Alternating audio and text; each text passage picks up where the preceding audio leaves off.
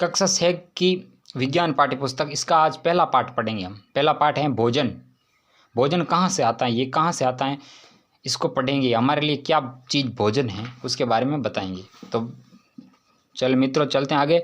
आज इसको पढ़ेंगे। आज आपने अपने घर में क्या खाया था, ये किताब में पूछ रहे हैं कि आज आपने घर में क्या खाया था। पता लगाए कि आपके दोस्त ने आज क्या खाया था। क्या आपने कल और आज एक ही प्रकार का आहार लिया था। क्या ये सत्य है कि अलग अलग समय में हम भिन्न भिन्न प्रकार का आहार लेते हैं। इसका उत्तर आप अपने हिसाब से दे सकते हैं, क्योंकि जो भिन्न भिन्न प्रकार के आहार लेते हैं वो अपने हिसाब से कह सकते हैं कि मैं भिन्न प्रकार का आहार लेता हूँ। जो एक ही प्रकार का भोजन ज़्यादा दिनों तक खाते हैं वो भी कह सकते हैं मैं एक ही प्रकार का भोजन खाते हूँ। लगभग हम सभी रोज़ नया नया भोजन खाते हैं, जिसमें अलग अलग पदार्थ होते हैं, अलग अलग चीज़ों से बना भोजन खाते हैं। हमारे भोजन में बहुत सारे घटक होते हैं, दूध, दही, जैसे पेड़ पौधों से प्राप्त अनाज, फल, सब्जियां, बहुत सारी चीज़ों को मिलाकर हमारा भोजन बनता है। इसमें पढ़ते हैं विभिन्न खाद्य पदार्थ। विद्यालय में अपने दोस्तों से उन खाद्य पदार्थों की जानकारी प्राप्त कीजिए जो वे पूरे दिन खाते हैं। यदि वे विभिन्न राज्यों के रहने वाले हों तो उनसे भी ये जानकारी प्राप्त करने का प्रयास कीजिए। अपनी नोटबुक में सारणी 1.1 की तरह यथावत अधिक से अधिक दोस्तों द्वारा खाए जाने वाले विभिन्न खाद्य पदार्थों की जानकारी प्राप्त कर सूचीबद्ध कीजिए। ये पूछ रहे हैं कि आप अपने कॉपी में इस प्रकार की सारणी बना लो और पूरे दिन में खाए जाने वाले पदार्थों के यहाँ पे नाम लिख दो, दोस्त का नाम और खाए जाने वाले पदार्थों के नाम। ये सारणी का मतलब है कि हमारे भोजन में कितनी विभिन्नता है, हमारा भोजन किन किन स्रोतों से आता है। इसका मेन मकसद होता है कि हमारा भोजन का स्रोत क्या है, कौन कौन व्यक्ति क्या क्या चीज़ खाते हैं। हमारा भोजन सिर्फ एक वस्तु से नहीं बनता है, बहुत सारी मांसाहारी, शाकाहारी में से भी बहुत सारे पेड़ पौधों से, फलों से, सब्जियों से हम भोजन प्राप्त करते हैं। आगे पढ़ते हैं। अपने भोजन में हम अनेक प्रकार की चीज़ें खाते हैं। खाने की ये सभी चीज़ें किससे बनी हैं। चित्र 1.1। ये चित्र 1.1 है। इसमें अलग अलग चीज़ें दी गई है। मछली है, जैसे ये चावल से बनी हुई चीज़ें हैं, सब्जियां हैं, इसमें आप देख सकते हो।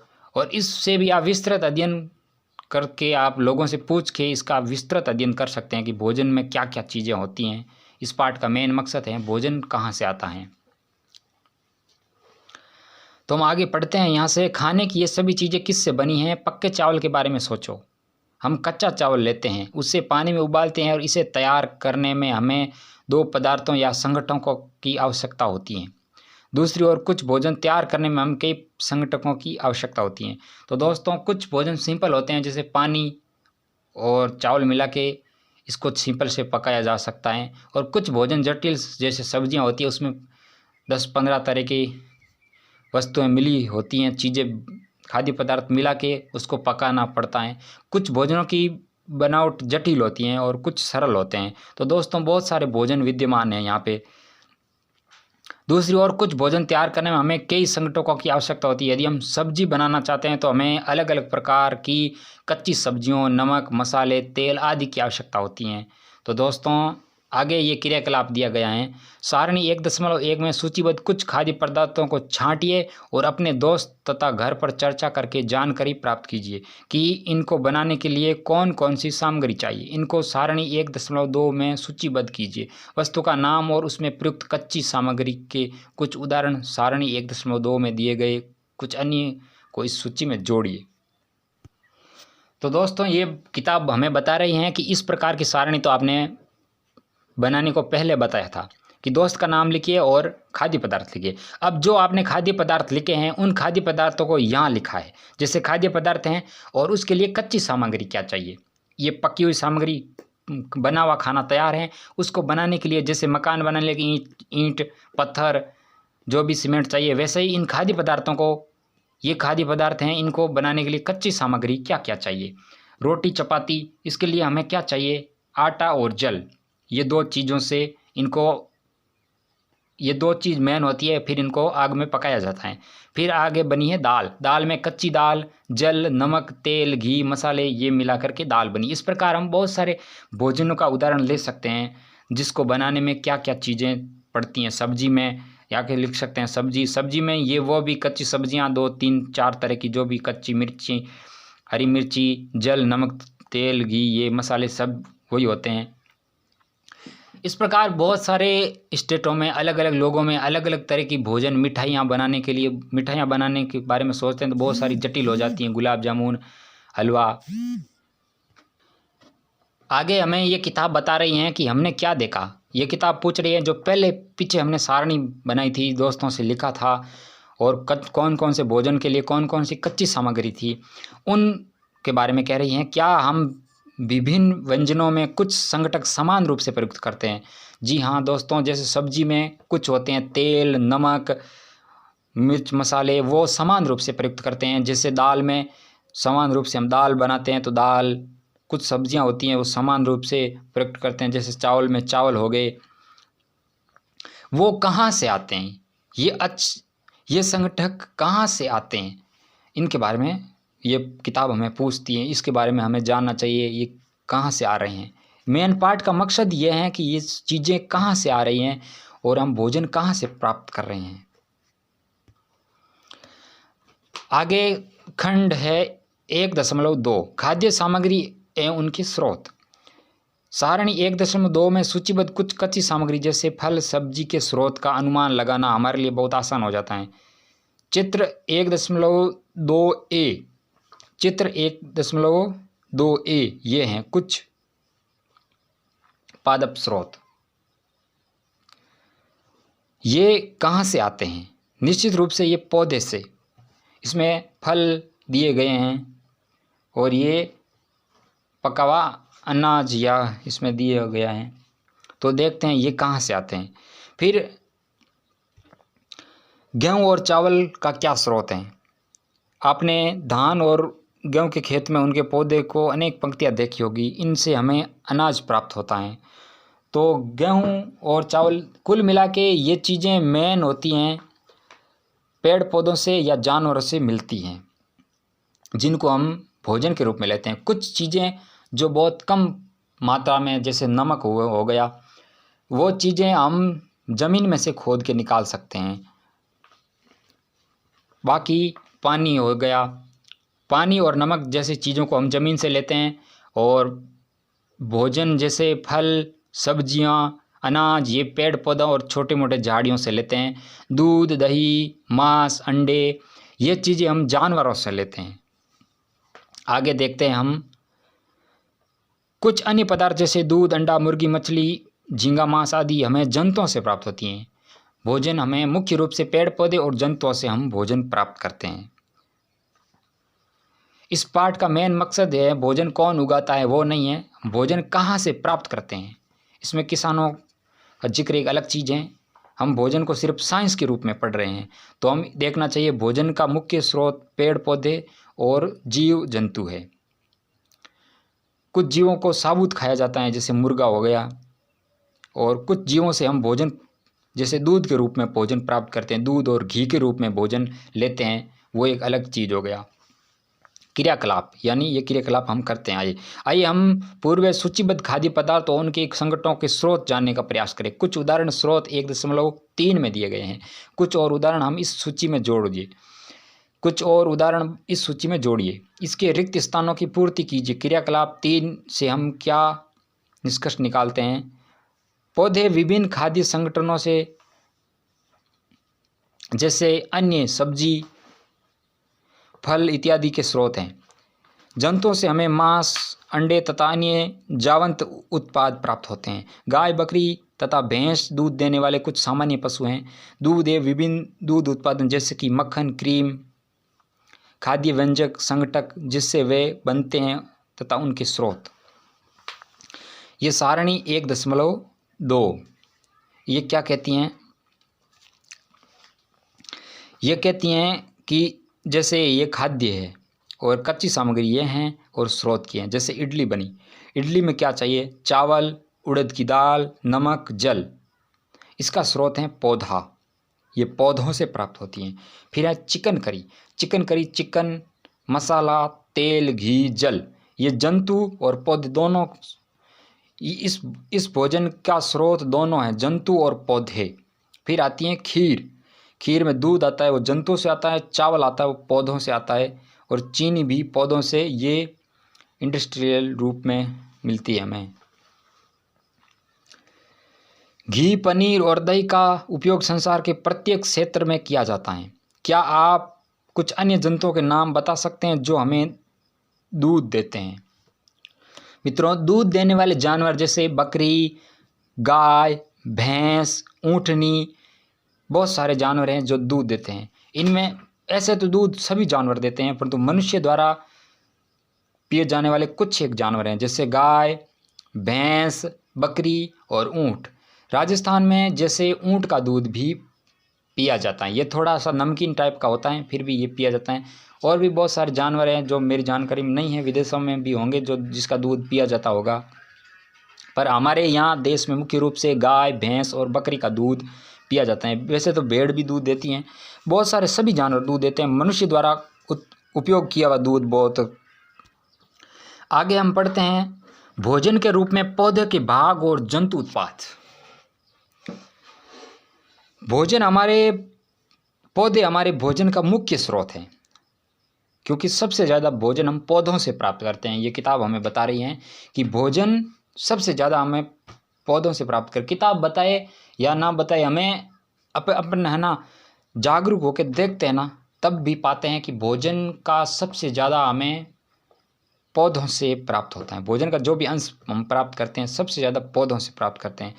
जंतु भोजन पे व्यक्ति बहुत कम जीवित रह सकता है, क्योंकि इतने जंतु भी नहीं है और बहुत सारे मनुष्य हैं, और पौधों के भोजन की हमें ज़रूरत पड़ेगी, क्योंकि हम शाकाहारी भी हैं और मांसाहारी भी हैं। तो हम ज़्यादातर भोजन के रूप में पौधा का उपयोग लेते हैं, जैसे भोजन के लिए रोटियां हो गई, बहुत सारे सब्जियां हो गई, दालें हो गई। पौधे हमारे भोजन का एक मुख्य स्रोत हैं। हम पौधे के कौन से भाग का उपयोग खाद्य पदार्थ के रूप में करते हैं? ये किताब हमें पूछ रही है कि पौधे का कौन सा भाग का हम खाद्य रूप में करते हैं। तो हम देखते हैं, हम लगभग पौधे के बहुत सारे भागों का उपयोग करते हैं, एक भाग का नहीं करते, बहुत सारे भागों का उपयोग करते हैं। हमारे भोजन का मुख्य स्रोत है। हम पौधे के कौन से भाग का उपयोग खाद्य पदार्थ के रूप में करते हैं? हम पत्तियों वाली अनेक सब्जियां खाते हैं, तो यहाँ पे पत्तियों का उपयोग हो गया। कुछ पौधे के फलों को भोजन के रूप में खाते हैं, यहाँ फलों का उपयोग हो गया। कभी हम जड़, कभी तना, तो कभी पुष्प के रूप में खाते हैं। कभी आपने सीताफल, काशी फल के फूलों को चावल की पिट्टी में डुबोकर तलकर पकौड़ी बनाकर खाया है? इसका प्रयत्न कीजिए। हम बहुत तरीके से भोजन खाते हैं। पौधों के कौन कौन से भाग से भोजन खाते हैं दो बच्चों, तो इसको देखना चाहिए, आपको ऑब्जर्व करना चाहिए कि पौधों के कौन कौन से भाग का हम भोजन खाते हैं। हम अधिकतर अनाज होते हैं, दालें होती हैं, वो बीज होते हैं। जो हम रोटी बनाते हैं वो भी बीज होते हैं, जैसे बाजरा, गेहूँ, मक्का, चावल, जो भी मोटा अनाज होता है वो सभी बीज के रूप में हम भोजन प्राप्त करते हैं। फल के रूप में भी करते हैं, पत्तों के रूप में भी करते हैं, उनके जड़ के रूप में भी करते हैं। कंद जैसे प्याज हो गए, लहसुन हो गए, वो एक तरह की जड़ों के जैसे ज़मीन के अंदर होती हैं, वो जड़, उनको जड़ ही मान सकते हो आप। कुछ तने के रूप में भी करते हैं। कुछ पौधे के 2 या 2 से अधिक भाग खाने योग्य होते हैं। उदाहरण के लिए सरसों के बीज से हमें तेल प्राप्त होता है तथा इसकी पत्तियों का उपयोग साग बनाने के लिए किया जाता है। क्या आप केले के पौधे के विभिन्न भागों के बारे में सोच सकते हैं जिन्हें हम भोजन के रूप में लेते हैं? क्या आप किसी अन्य पौधे के बारे में सोच सकते हैं जिनके 2 या 2 अधिक भाग खाए जाते हैं? दोस्तों, ये आपको खुद को बताना है, क्योंकि आप अपने हिसाब से सोचना है। इसके बारे में ये किताब हमें कहती हैं, ये एनसीईआरटी किताबें हमें सोचना सिखाती हैं। इसमें कुछ उदाहरण ऐसे दिए हुए नहीं होते, मामूली सा इशारा किया हुआ होता है, बाकी उदाहरण हमें सोच करके ही बताना पड़ता है। कौन से भोजन के रूप में हमें, पौधे के कौन से अंग हम भोजन के रूप में खाते हैं, उनके बारे में आप सोच के बता सकते हैं। अपने मित्रों से चर्चा कर सकते हो, कि अपने परिवार से चर्चा करके बता सकते हो पौधे के कौन से अंग हम भोजन के रूप में लेते हैं। यहाँ हमें पहेली पूछी गई है। पहेली जानना चाहती हैं कि हमारे भोजन का पौधे और जंतुओं के अलावा और भी कोई अन्य स्रोत हैं? मैंने पहले ही बता दिया, भोजन का पौधों के अलावा हम एक अन्य स्रोत मान सकते हैं जो ज़मीन से लेना पड़ता हमें। इसमें हम पानी और नमक लेते हैं। वैसे हम श्वास और सूर्य की किरणों से भी थोड़ा बहुत भोजन प्राप्त करते हैं, जो हमारे शरीर को मजबूती देता है। वायु और सूर्य के प्रकाश से भी हम भोजन प्राप्त करते हैं। पौधे सीधा भोजन प्राप्त करते हैं, उसी प्रकार हम ऊर्जा प्राप्त करते हैं। विटामिन डी सूर्य के प्रकाश से मिलती है और ऑक्सीजन हम वायु से लेते हैं, वो भी एक स्रोत है। उसको आप अलग तरीके से समझ सकते हो कुछ। सारणी 1.3 में सूचीबद्ध सभी खाद्य पदार्थों में से उन संगठनों को छांटिए जिनका मुख्य स्रोत पौधे हैं। ये पौधे के किन भागों से प्राप्त होते हैं? इन खाद्य पदार्थों और पौधों के भागों को सारणी 1.4 के अनुसार सूचीबद्ध कीजिए।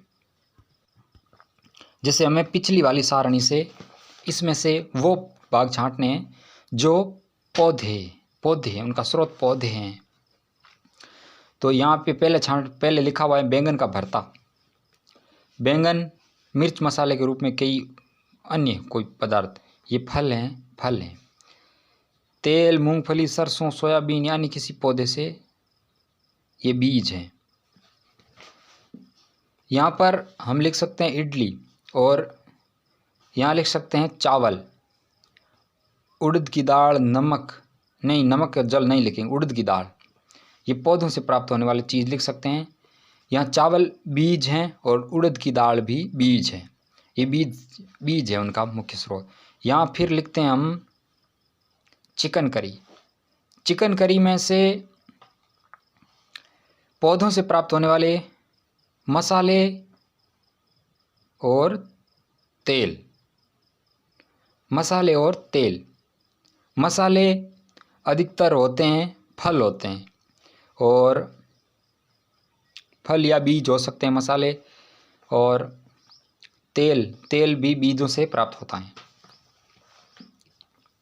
फिर आगे लिख सकते हैं यहाँ पे खीर में चावल और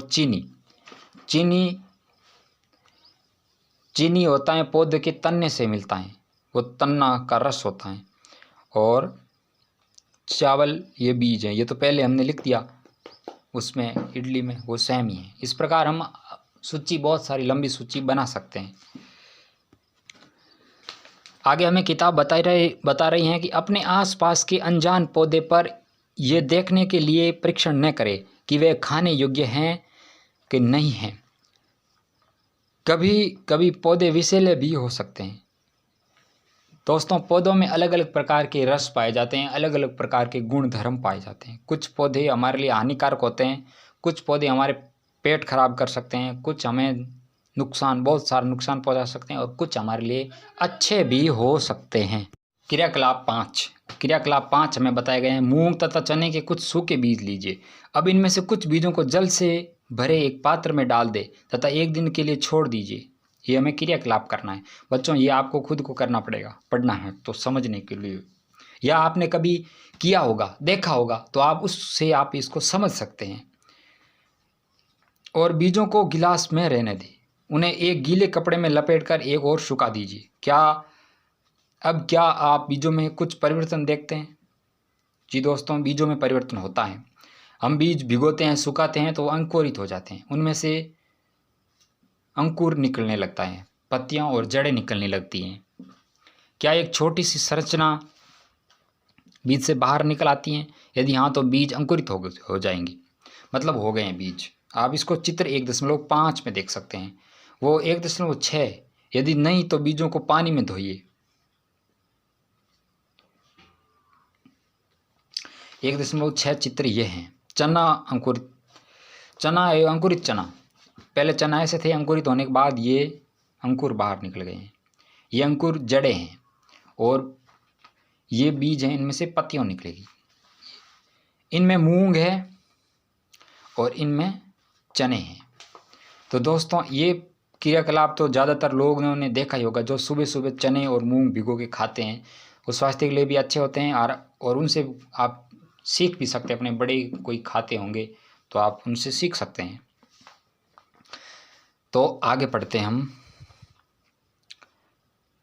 अंकुरों को सावधानी से धोकर उन्हें खा सकते हैं, उबाल भी जा सकते हैं। इनमें से कुछ मसाले मिलाने पर खाने के लिए एक स्वादिष्ट अल्पाहार तैयार हो जाता है, जो मैंने पहले ही बताया, वो किताब में लिखा हुआ मिल गया आपको।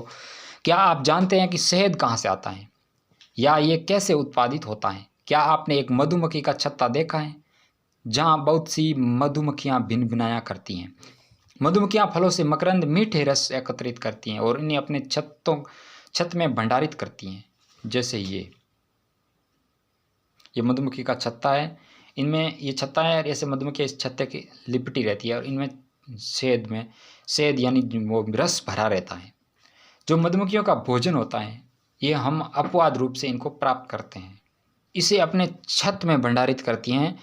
1 इस चित्र में दिखाए गए हैं। फूल और उनका मकरंद वर्ष के केवल कुछ समय में ही उपलब्ध होते हैं, अतः मधुमक्खियाँ इस मकरंद का भंडारण कर लेती हैं ताकि पूरे वर्ष इसका उपयोग किया जा सके।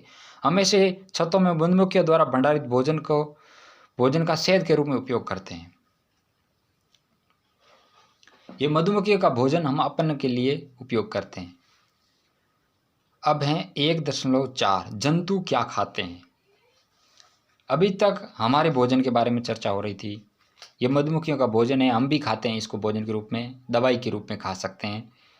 तो अभी हैं जंतुओं के। क्या आपके घर में कोई ऐसा पालतू पशु है जिसकी आप देखभाल करते हैं? कुत्ता, बिल्ली, भैंस या बकरी? फिर आपको जानकारी भी अवश्य होगी। तो दोस्तों, गायें, भैंसें, बकरी, कुत्ता, बिल्ली, जो भी पालतू पशु हैं उनका भोजन क्या है? वो भी शाकाहारी, मांसाहारी और सर्वाहारी होते हैं। तो आगे किताब कहती हैं कि कुत्ता, बिल्ली, भैंस, बकरी, या फिर आपको इसकी जानकारी भी अवश्य होगी कि आपका पालतू जानवर क्या खाता है, अन्य जंतु क्या खाते हैं। क्या आपने कभी गिलहरी, कबूतर, छिपकली या छोटे कीटों को खाना खाते देखा होगा? तो दोस्तों, कुछ चीज़ें हैं, कुछ कीट होते हैं, कुछ जीव होते हैं, कुछ जंतु होते हैं मांसाहारी, जो दूसरे जानवरों को, छोटे जानवरों को, अपने से जैसे जानवरों को, उनके मांस को खाते हैं या उन साबुत जानवरों को साबुत ही खा जाते हैं। और कुछ होते हैं शाकाहारी, वो केवल पौधों से प्राप्त चीज़ें ही, पेड़ पौधों से घास खाते हैं। और कुछ दोनों होते हैं, जैसे कुत्ते, बिल्लियाँ, वो हमारा भोजन भी खा जाते हैं और मांसाहारी भोजन भी कर लेते हैं, जिस जानवरों को मार के भी खा जाते हैं, वो सर्वाहारी कह सकते हैं आप उसको। तो ये गिलहरी अखरोट खाते हुए, गिलहरी ये लगभग शाकाहारी प्राणी की जैसे ही ये पत्तियाँ, फल फूल ऐसे खाती हैं। ये आगे क्रियाकलाप दिया गया हमें। क्रियाकलाप यानी हमें ये कार्य करना है जिसको हम समझने के लिए करते हैं।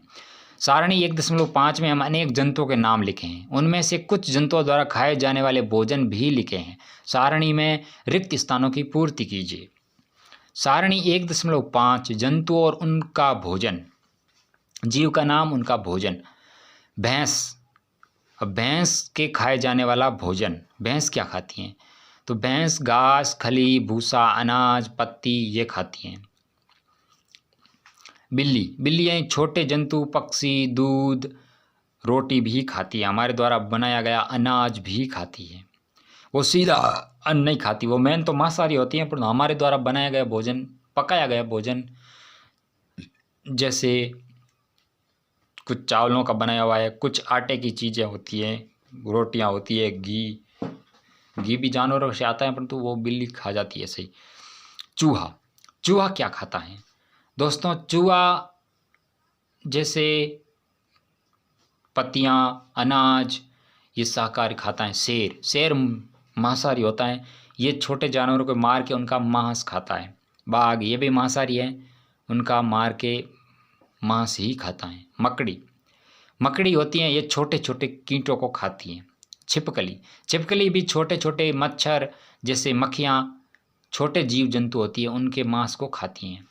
अब आती हैं गाय जैसे भैंस खाती हैं वैसे ही गाय खाती हैं। गाय खाती हैं घास, खली, भूसा, अनाज, पत्तियाँ। ये अपने मन से बनानी है ये सारणी। इस तरह आप जंतुओं के नाम लिखते जाइए और बहुत सारी लंबी, आप चाहे जितनी सारणी बना सकते हैं। जितने जंतु इस संसार में विद्यमान हैं उनके सभी का भोजन आप अपने हिसाब से छांट सकते हैं, अपने दिमाग में रख सकते हैं कि कौन सा क्या खाता है। तितली क्या खाती हैं? फूलों पे बैठती हैं। कौवा मांस भी खाता है, शाकाहारी भी होता है, अनाज के दाने भी खाता है, और अन्य जानवर के आप नाम लिख सकते हैं। ये अपने हिसाब से हैं, किसी की सहायता भी ले सकते हो आप। क्रियाकलाप 7, ये क्रियाकलाप दिया गया है। सारणी 1.5 को ध्यान से देखिए और इसके जंतुओं को 3 वर्गों में विभाजित कीजिए। पहले वर्ग में केवल उन जंतुओं के नाम लिखिए जो केवल पौधे और पादप उत्पाद खाते हैं, इन्हें शाकाहारी जंतु कहते हैं। यहाँ कुछ ऐसे जंतु हैं जो दूसरे प्राणियों को खाते हैं, उन्हें दूसरे वर्ग में रखते हैं। इन प्राणियों को मांसाहारी जंतु कहते हैं। शाकाहारी और मांसाहारी, क्या आप कुछ ऐसे जंतुओं को जानते हैं जिनका भोजन पौधे और जंतु दोनों ही होते हैं? उन्हें तीसरे वर्ग में रखिए, इन्हें सर्वाहारी जंतु कहते हैं। अब आप इन्हें सारणी 1.6 के अनुसार 3 अलग अलग वर्गों में लिखिए। तो ये शाकाहारी, मांसाहारी और सर्वाहारी। गाय, शेर, कौवा, इसकी जगह में हम आगे लिख सकते हैं भैंस, बाघ, सर्वाहारी में बिल्ली लिख सकते हैं। इसमें आगे लिख सकते हैं, इसमें पाए जाने वाले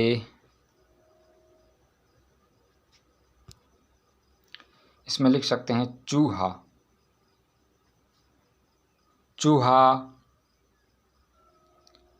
छिपकली, और आगे इसमें सर्वाहारी में मनुष्य सर्वाहारी। जंतु, इसमें जंतुओं के नाम भी लिख सकते हैं। बहुत सारे हैं जिनको 3 वर्गों में बांटा गया। मुख्य रूप से जानवरों को 3 वर्गों में बांटा गया भोजन को लेकर के। ये पहली जानना चाहती हैं कि सारणी 1.6 को भरते समय मनुष्य को आप किस वर्ग में रखेंगे? तो दोस्तों मैंने ये पहले लिख दिया मनुष्य, इसकी जगह आप दूसरा जानवर लिख सकते हैं जो सर्वाहारी होता है। इसमें मैंने मनुष्य लिख दिया। मनुष्य भी एक सर्वाहारी जानवर ही है। मनुष्य को आप जानवर ही समझ सकते हैं, जानवर जैसा ही होता है, इसको आप ऐसे समझ ही सकते हैं। हम जानते हैं कि हम में से बहुत से लोग ऐसे हैं जिन्हें पर्याप्त भोजन नहीं मिलता है। हम ऐसे उपाय खोजने की आवश्यकता है जिनके द्वारा देश में अधिक खाद्य उत्पादन किया जा सके। यही पर्याप्त नहीं होगा कि बल्कि हमें ऐसे भी उपाय खोजने चाहिए जिनसे ये सुनिश्चित हो कि हम ये भोजन हमें से प्रत्येक को आसानी से उपलब्ध हो। तो आगे देखते हैं अगले पृष्ठ पे। नहीं, इतना ही पृष्ठ है, ये पाठ पूरा हो गया है और इसके प्रश्न उत्तर हैं। अभी कुछ प्रमुख शब्द आए हैं जैसे संगठक, खाद्य, मकरंद, अंकुरित बीज, शाकाहारी, मांसाहारी, सर्वाहारी। इनका अर्थ आप जानते हैं क्या? संघटक के बारे में पूछा है। जैसे संघटक कोई चीज होती है, उसके अंग। संघटक का मतलब होता है उसके घटक। घटक क्या चीज? घटक यानी एक चीज होती है। जैसे हम कोई भोजन बनाते हैं तो एक भोजन के कितने चीज़ों से मिलकर बनते हैं, कितने अंग होते हैं उस भोजन के, कितने भाग कितनी तरह तरह की चीज़ें मिलकर बनती हैं। उन एक प्रत्येक चीज़ को संघटक कहते हैं, घटक। जैसे हम बनाते हैं सब्जी और उस सब्जी में कितने चीज़ें मिलके बनती हैं, उस वो एक प्रत्येक चीज़ एक घटक होती हैं। उस सभी को एक संघटक मान सकते हैं आप। खाद्य मतलब जो हमारे खाने के लिए चीज़ है, जिसको हम खा सकते हैं, उसको कहते हैं खाद्य। मकरंद, ये मीठा रस होता है, मकरंद। अंकुरित बीज का मतलब, अंकुरित बीज को बीज होता है, अंकुरित का मतलब होता है उगे हुए, जिसमें से वो फूट गए हैं और वो उगने के लिए तैयार है, यानी नया पौधे, जो बीज नया पौधा बनने के लिए जड़ें निकल गई हैं, उसमें से पत्तियां निकलनी शुरू, जड़ें और पत्तियां निकलनी, अभी बीज फूट गए हैं और उसमें शुरू हो गई हैं, उसको अंकुरित बीज कह सकते हैं।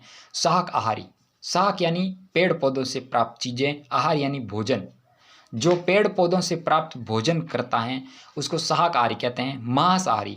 मांसाहार यानी मांस, जो जंतुओं से प्राप्त होने वाली, उनके जंतु के शरीर से प्राप्त होने वाली चीज़ों को मांसाहारी कहते हैं। सर्वाहारी यानी वो जो सभी खाते हैं, शाक और मांस दोनों चीज़ें खाते हैं, उनको सर्वाहारी कहते हैं। तो इन पाठ का सारांश किताब के पीछे दिया गया है कि भारत के विभिन्न प्रदेशों में खाए जाने वाले भोजन में बहुत अधिक विभिन्नता है।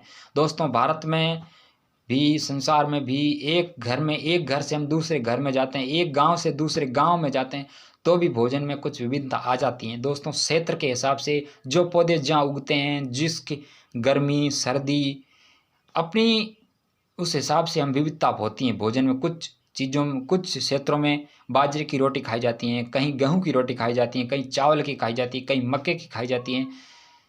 जो चीज़ जहाँ के लिए जिस तापमान के हिसाब से अच्छी होती हैं, जो वहाँ सुलभ से उपलब्ध होती हैं, वो चीज़ उनके लिए भोजन के रूप में हम लेते हैं।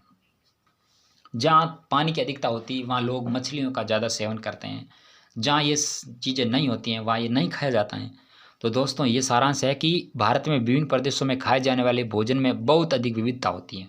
जी दोस्तों, बहुत अधिक। पश्चिम के लोग ज़्यादा चावल खाते हैं, और राजस्थान के लोगों को देख लेते हैं तो यहाँ पे सबसे ज़्यादा, अब तो कम हो गया शायद, पहले सबसे ज़्यादा बाजरा खाया जाता था, गेहूँ या भारी अनाज खाया जाता है। इस प्रकार हम अलग अलग प्रदेशों में अलग अलग भोजन खाया जाता है। हमारे भोजन के मुख्य स्रोत पौधे तथा जंतु है, ये भी सारांश हमने पढ़ लिया। और आगे सारांश का पॉइंट दिया गया है, जो जंतु केवल पादप खाते हैं उन्हें शाकाहारी कहते हैं। हाँ जी दोस्तों, जो जंतु केवल जंतु को खाते हैं उन्हें मांसाहारी कहते हैं, ये भी हमने समझ गए हैं। जो जंतु पादप तथा दूसरे प्राणी पौधों दोनों ही खाते हैं उन्हें सर्वाहारी कहते हैं। ये पाठ का सारांश हम समझ गए, भोजन कहाँ से प्राप्त होता है, विभिन्नता कितनी होती है, हमारे भोजन के स्रोत कौन कौन से हैं, किस प्रकार के जानवर पाए जाते हैं, और वो कौन कौन से रूप में भोजन को लेते हैं, भोजन हमें कहाँ से मिलता है। ये इस पाठ का मुख्य उद्देश्य था हमको समझाने के लिए, जिसको बहुत सारे क्रियाकलाप हैं, वो क्रियाकलाप आपको अपने परिवार की सहायता से पूरा करना पड़ेगा। दोस्तों, उसमें बहुत सारी मेहनत होती है समझने के लिए, हम किताब के रूप में नहीं समझ सकते, हम पढ़ के नहीं समझ सकते उनको। विविधता को बहुत सारी रिसर्च करके समझ सकते हैं हम, क्योंकि ये क्रियाकलाप व्यक्ति को खुद करेंगे तो हमें नॉलेज आएगी, आगे पढ़ने में हमको एकदम सहूलियत होगी। अभ्यास प्रश्न है, ये पूछा है, क्या सभी जीवों को एक ही किस्म के भोजन की आवश्यकता होती है? तो दोस्तों नहीं, सभी जीवों को एक ही किस्म की भोजन की आवश्यकता नहीं होती है। अलग अलग जीव अलग अलग भोजन प्राप्त करते हैं। कुछ मांसाहारी होते हैं, कुछ शाकाहारी होते हैं, कुछ को मांस पचता है, उनका शरीर बनावट ऐसी होती है, कुछ को शाकाहारी पचता है, कुछ सभी भी खा लेते हैं। 5 पौधों के नाम लिखिए तथा बताइए उनमें कौन से भाग का उपयोग खाद्य पदार्थ के रूप में होता है। तो दोस्तों, इसमें मैं 5 पौधों के नाम आपको लिख के बताता हूँ। तो यह मैंने ये 5 पौधों के नाम लिख दिए हैं, उनका खाया जाने वाला पौधा, खाया जाने वाला भाग। चावल, इसके बीज खाते हैं। गेहूँ, इसके भी हम बीज खाते हैं। टमाटर, इसके हम फल खाते हैं। गाजर, इसकी हम जड़ खाते हैं। गन्ना, इसका तन्ना खाते हैं। गन्ने के तन्ने का रस जिसे चीनी बनती है, गुड़ बनता है, और उसको सीधा भी हम मीठे के लालच से खा सकते हैं। इसके अलावा बहुत सारे भोजन के रूप में पौधे आप अपने हिसाब से नाम लिख के समझ सकते हैं। जितना आप अभ्यास करेंगे उतना आपके लिए अच्छा है। कॉलम 1 में दिए गए खाद्य पदार्थ का मिलान कॉलम 2 से कीजिए। कॉलम 1 में क्या है? दूध, दही, पनीर, घी, इसको हम मिला सकते हैं। ये सभी जंतु उत्पाद हैं। आगे देखते हैं, पालक, फूल गोभी, गाजर, ये सभी सब्जियां हैं।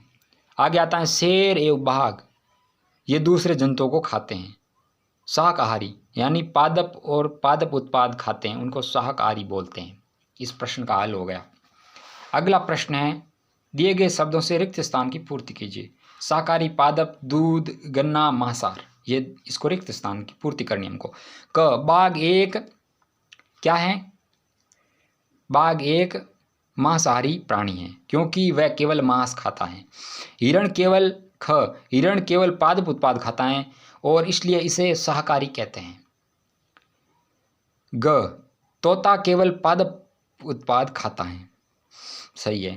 जो दूध हम पीते हैं वह प्राय गाय, भैंस या बकरी से प्राप्त होता है, इसलिए वह जंतु उत्पाद हैं। हमें चीनी गन्ना से मिलती है, इसका ये सही उत्तर हमने लिख दिया।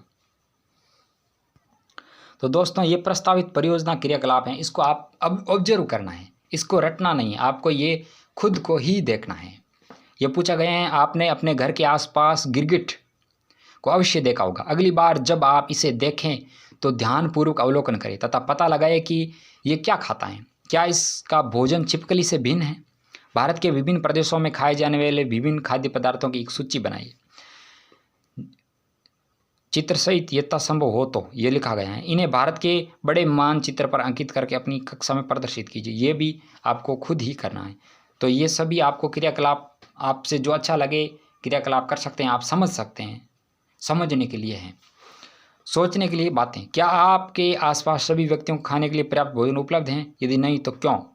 हम भोजन की बर्बादी किन उपायों से रोक सकते हैं? ये आपको देख सकते हैं हम। क्या आपके पास, मतलब पूछ रही हैं किताब कि आपके पास सभी को खाने के लिए पर्याप्त भोजन उपलब्ध हैं? यदि नहीं तो क्यों नहीं है? क्योंकि कुछ सरकारी भोजन आते हैं भ्रष्टाचार के कारण, या कुछ कोस अनाज उस पर्टिकुलर एरिया में उत्पादित नहीं होने के कारण, कुछ भी कारण हो सकते हैं। रोजगार की अनुपलब्धता, भोजन, बारिश न होना, उस इलाके में खेती न होना, आप कुछ भी कारण जो आपके इलाके में हैं उसको आप बता सकते हैं। हम भोजन की बर्बादी किन उपायों से रोक सकते हैं? ज़्यादा भोजन बना लेते हैं, उसको खाते नहीं हैं, फिर उसको नाली में गिरा देते हैं। इस तरह हम भोजन को किस तरह बर्बाद करते हैं, पहले तो देखना पड़ेगा हम भोजन को बर्बाद किस तरह करते हैं।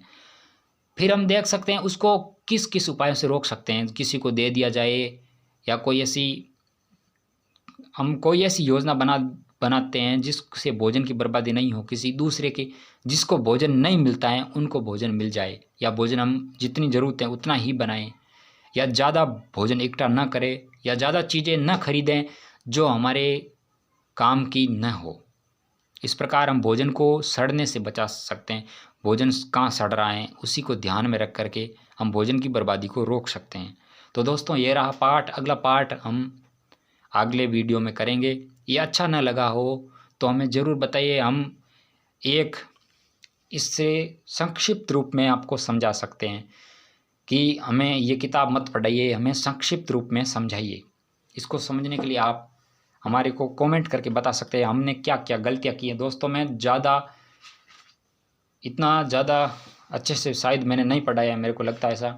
आपको जो भी गलतियाँ लगती हैं हमें विस्तृत प्रश्न पूछ सकते हैं कमेंट बॉक्स में, हम उसका समाधान जरूर करेंगे।